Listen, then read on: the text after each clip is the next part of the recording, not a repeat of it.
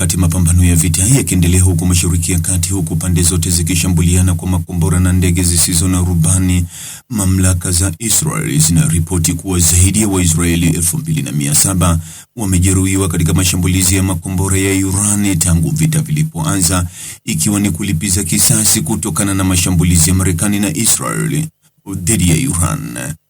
Ripoti iliyotolewa na Wizara ya Afya ya Utawala wa Israeli siku ya Alhamisi ilisema kuwa wakazi wa Israel 2745 wamelazwa hospitalini tangu mwanzo wa vita, huku 85 wakiendelea kupatiwa matibabu kwa sasa. Ripoti ya wizara hiyo haikubainisha idadi ya waliokufa miongoni mwa Waisraeli.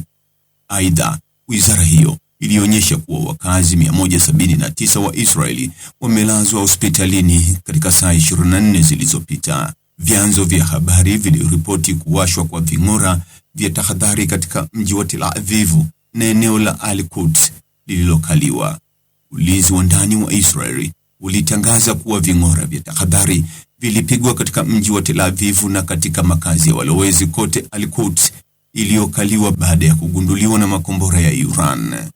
Kwingineko huko nchini Iran, tunafahamishwa kwamba kikosi cha walinzi wa mapinduzi ya Kiislamu IRGC kimetangaza shambulio la drone lililolenga kituo cha anga cha Palmahim na makao makuu ya Shin Bet Shabak katika Palestine iliyokaliwa, kulingana na taarifa mpya.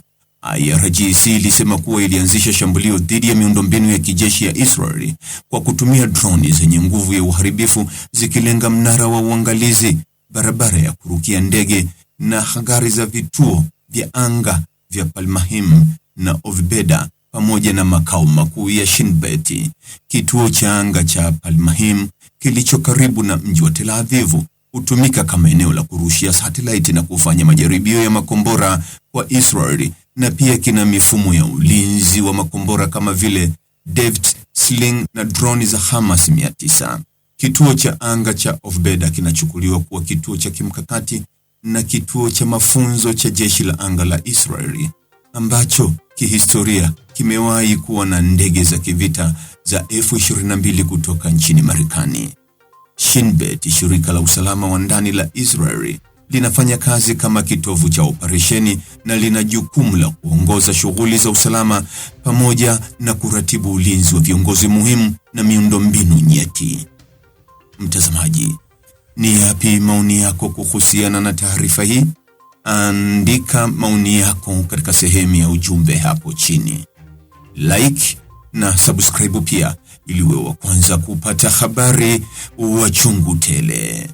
Hii ni Focus News. Jina langu ni Deo Kaji Makomba.